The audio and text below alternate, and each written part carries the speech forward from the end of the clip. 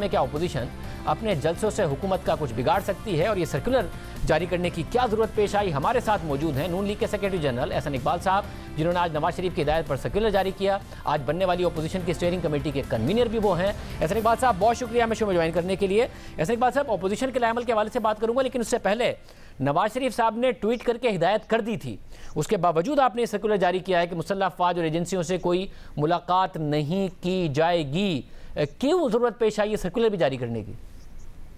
جی بسم اللہ الرحمن الرحیم۔ جیسے کہ آپ نے ابھی کہا کہ نواز شریف صاحب نے ایک پالیسی گائیڈ لائن جاری کی تھی ٹویٹ کے ذریعے، لیکن اس کو فارملائز کرنے کے لیے ضروری تھا کہ ایک سرکولر جاری کیا جاتا، لہٰذا ان کی اس ہدایت کو فارمل کرنے کے لیے ایک نوٹیفیکیشن جاری کیا گیا ہے، اور یہ ایک المیہ ہے کہ اس طرح کے نوٹیفیکیشن جاری کرنے پڑ رہے ہیں، کیونکہ میں آپ کو مثال دینا چاہوں گا کہ کچھ عرصہ پہلے ہماری عسکری قیادت نے تمام پارلیمانی لیڈرز کی میٹنگ بلائی تھی سیکیورٹی اور گلگت بلتستان کے حوالے سے، اور آپ نے دیکھا کہ اپوزیشن کے جتنے رہنما تھے انہوں نے اپنی قومی ذمہ داری کا احساس کیا اور کسی جگہ کوئی ایک لفظ اس میٹنگ کے حوالے سے نہیں آیا، لیکن بعد میں حکومتی وزراء نے اس میٹنگ کے حوالے سے اپنے مطلب کی باتیں لیک کرنا شروع کی، اور ابھی بھی اپوزیشن نے اس میٹنگ کے حوالے سے کوئی بات نہیں کی، کیونکہ اس میٹنگ کی جو باتیں ہیں اگر اپوزیشن بھی مکمل طور پہ لیک کرے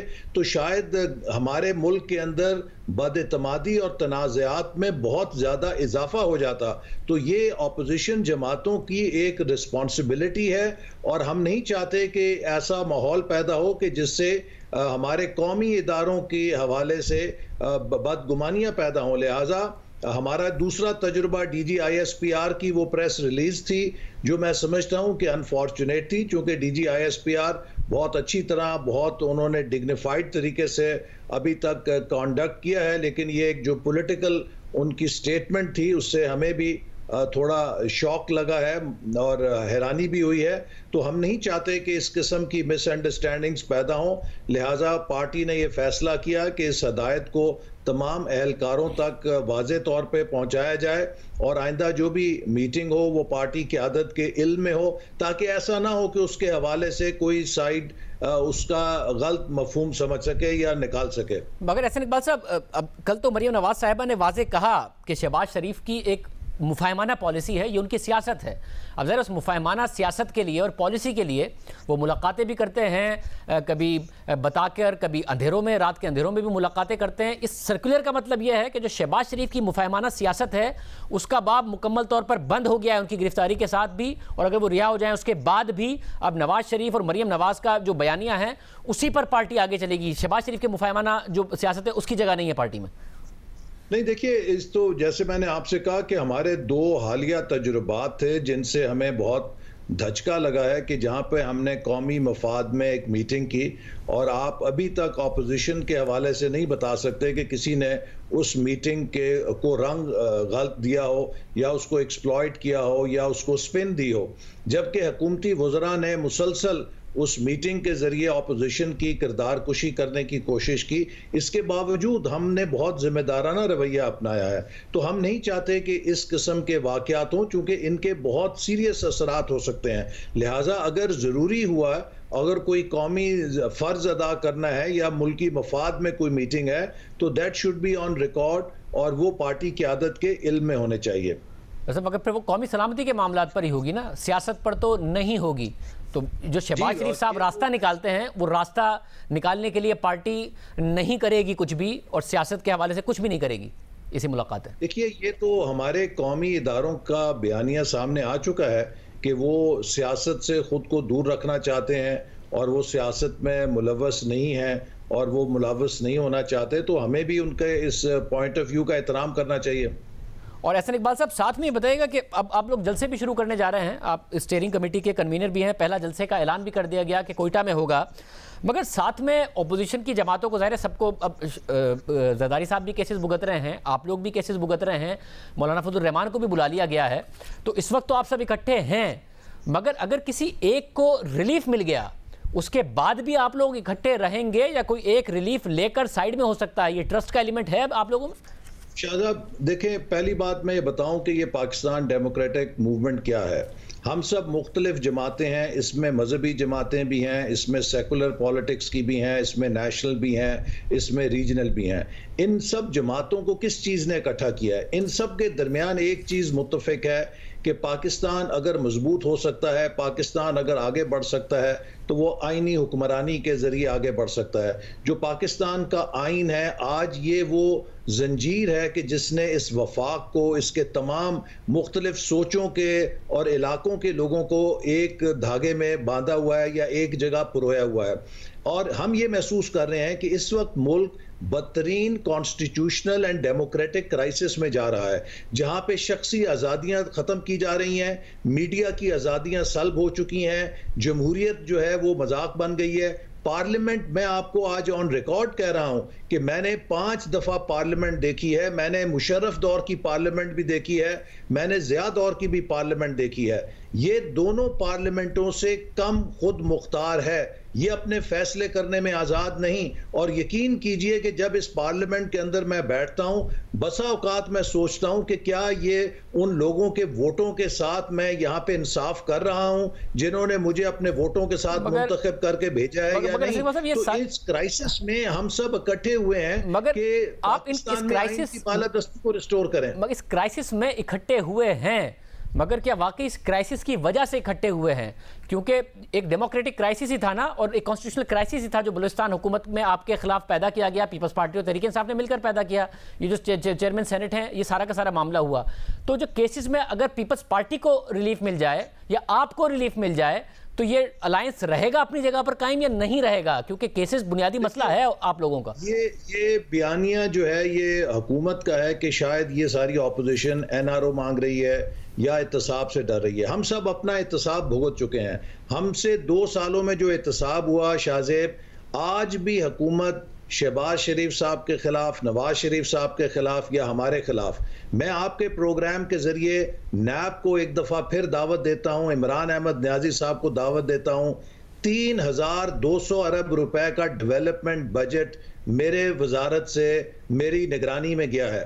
اس 3200 ارب میں سے یہ 32 روپے بھی ثابت کر دیں کہ میں نے کوئی فائنینشیل گین لیا ہے، میں نے کوئی کمیشن کک بیک لیا ہے، میں مجرم ہوں۔ اسی طرح جو نواز شریف صاحب، شہباز شریف صاحب، شاہد خاقان عباسی صاحب، سعد رفیق صاحب، مفتاح اسماعیل اور دیگر ہمارے رہنما ہیں، ان کے خلاف آج تک ایک کیس نہیں ہے کہ انہوں نے سرکاری خزانے سے یہ خرد برد کی ہے، انہوں نے حکومت کے اس کانٹریکٹ یا اس ٹھیکے کے اندر یہ کمیشن لیا ہے۔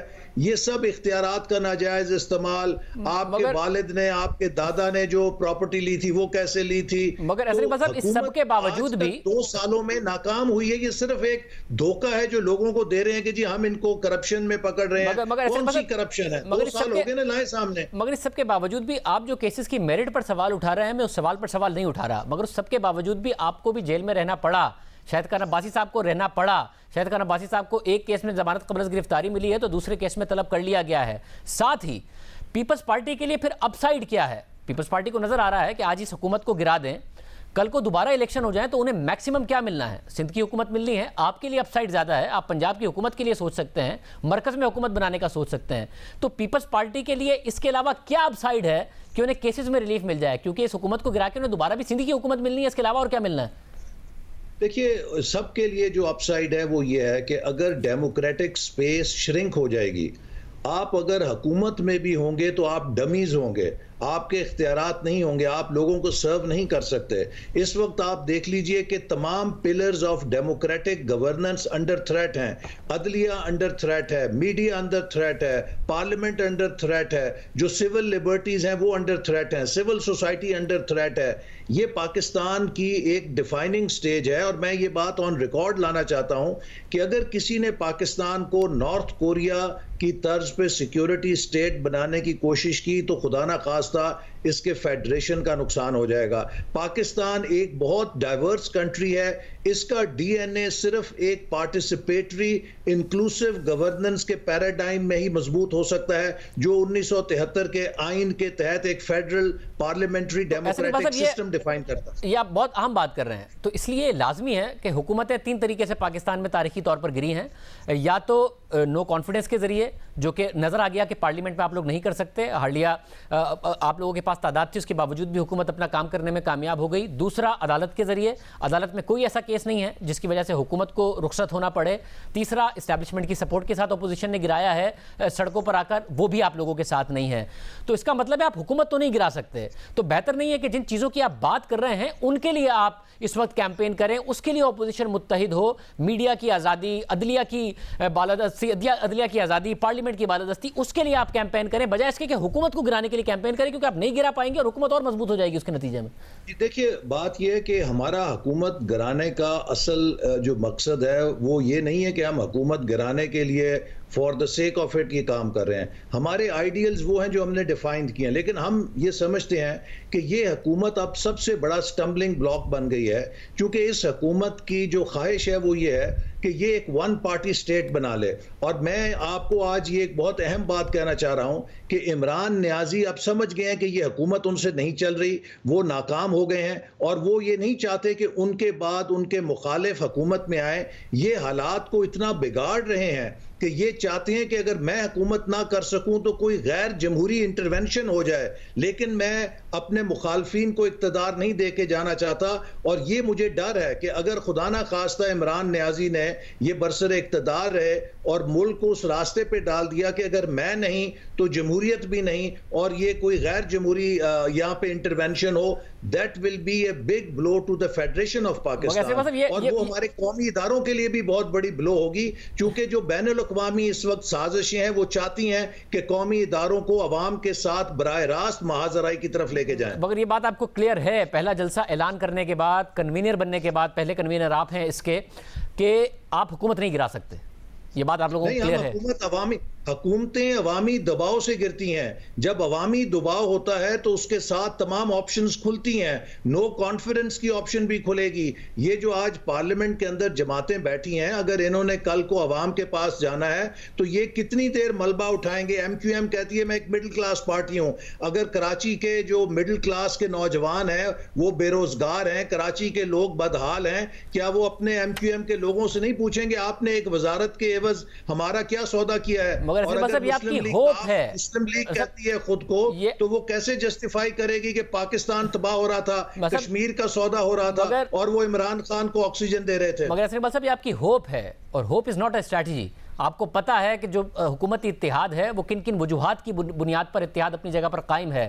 2.25 سال سے ایم کیو ایم کو بڑی شکایت ہے کراچی کے حوالے سے، حکومت کے ساتھ موجود ہیں، بلوں پر آپ کا نہیں ساتھ دے دیا، کسی چیز پر آپ کا نہیں ساتھ دے دیا. تو اتحاد تو اپنی جگہ پر قائم رہے گا، جو ریزنز ہیں آپ کو پتا ہے کس وجہ سے قائم رہے گا. تو آپ تو ہوپ کے اگینسٹ وہ کر رہے ہیں. دیکھیے، سب سے پہلی بات یہ ہے کہ پولیٹکس جو ہے وہ پولیٹیکل ریالٹیز سے ڈیفائن ہوتی ہے، اور جب پبلک اوپینین تبدیل ہو جاتی ہے، جب عوامی رائے عامہ میں تبدیلی آ جاتی ہے اور اس کا سونامی آتا ہے، اس کے آگے کھڑا ہونا مشکل ہوتا ہے، مسئلیں گر جاتی ہیں. اور آپ نے جو ہوپ کی بات کی، if you work hard enough every hope can become a reality. ویسے مگر پاکستان کی جو گراؤنڈ ریالٹی ہے اس میں عوام کا جو دباؤ ہے آپ کو پتا ہے، اس کے علاوہ کون سے فیکٹرز کار فرما ہوتے ہیں، وہ آپ کے ساتھ نہیں ہیں. تو بہتر ہے کہ آپ حکومت کو اور مضبوط کریں گے، حکومت کو گرا نہیں پائیں گے جنوری فروری میں. اس سے زیادہ بہتر ہے کہ آپ جن چیزوں کی بات کر رہے ہیں ان کے لیے کیمپین کریں.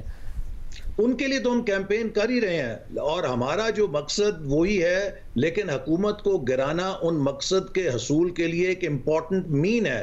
چونکہ دیکھیے، میں آپ کو یہ بتاؤں شاہزیب، پاکستان 2 سالوں میں اکانومی اس کی کریش کر دی. انہوں نے 5.8 سے ہم نیگیٹو گروتھ میں آ گئے. کرونا نے اور جوڑ دی. یہ وقت تھا کہ پاکستان کو ریکوری میں لانے کے لیے انکلوسیو گورننس کی جاتی. عمران احمد نیازی جس شخص کا نام ہے، he only knows one thing: polarization, hate, ایکیوزیشنز. آج ہم جس انتشار کی طرف بڑھ رہے ہیں، لیڈر آف اپوزیشن کو گرفتار کیا، 1000 پوائنٹ سٹاک مارکیٹ گر گئی. لیکن یہ اندھے ہیں انتقام کے اندر، ان کو یہ مارکیٹ سگنلز نظر نہیں آ رہے کہ جس راستے پہ یہ پاکستان کو پش کر رہے ہیں، پاکستان کو دھکیل رہے ہیں، اس سے ان کے لیے مزید معاشی پرابلمز ہوں گے. پاکستان کا بین الاقوامی امیج کیا ہوگا جب خبریں چھپیں گی کہ لیڈر آف اپوزیشن کو کس طرح اریسٹ کیا جا رہا ہے، اپوزیشن کے رہنماؤں کو نیب کے ذریعے. بہت شکریہ سنی اقبال صاحب ہمارے ساتھ موجود تھے.